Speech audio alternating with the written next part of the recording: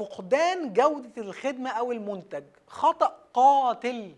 تخيل أنت عشان توصل للمرحلة دي وأنت بادئها من الصفر، ممكن تكون بقالك هنا 10 سنين، 10 سنين في البيزنس بتاعك مركز، مش عمال تتنطط من بيزنس لبيزنس ومن فكرة لفكرة، 10 سنين.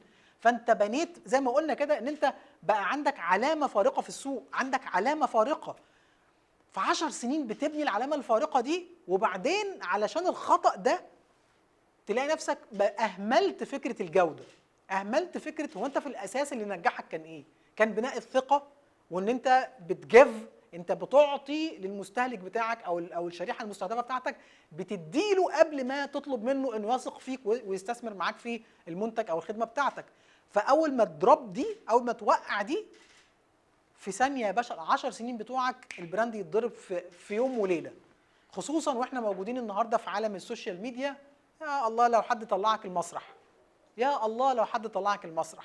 وبنشوف احنا قد ايه براندات كبيره وتعبت وطلع عينها لغايه لما وصلت لحته عاليه جدا، وبعدين اوفر نايت يطلع ترند على السوشيال ميديا يروح في اللالا لاند. لو انت مش عامل علاقه قويه عن طريق انه يبقى عندك خدمه ومنتج قوي وباني ثقه حقيقيه مع العملاء بتوعك، لو حد طلعك ترند مش هتلاقي حد يسندك، والنجاح بتاعك كله هيتدمر اوفر نايت. لكن لو عامل شغلك صح ومحافظ على الجوده ومحافظ على خدمه العملاء ومحافظ على الكاستمرز بتوعك، لو حد طلعك ترند وعايز يوقعك هتلاقي احنا بنسمي العملاء بتوعك وقتها هيبقوا يور ترايب، هيبقوا القبيله بتاعتك اللي هي لوحدها هتروح تدافع عنك من غير انت ما تعمل اي حاجه، تبقى قاعد كده حاطط رجل على رجل والعملاء بتوعك هم اللي يطلعوا يدافعوا عنك.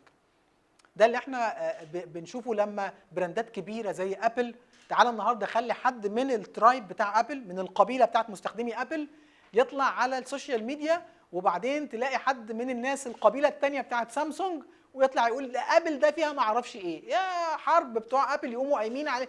ولا ابل ولا سامسونج الاثنين بيخشوا في النقاش ده على السوشيال ميديا، يعني الشركات نفسها ما بتخشش النقاش ده. لكن مين اللي بيدخل؟ المستخدمين، العملاء. ليه؟ لانهم خلاص بنوا ثقه ورابور، وعلاقتهم بالبراند بقت قويه جدا من خلال جوده المنتج او الخدمه.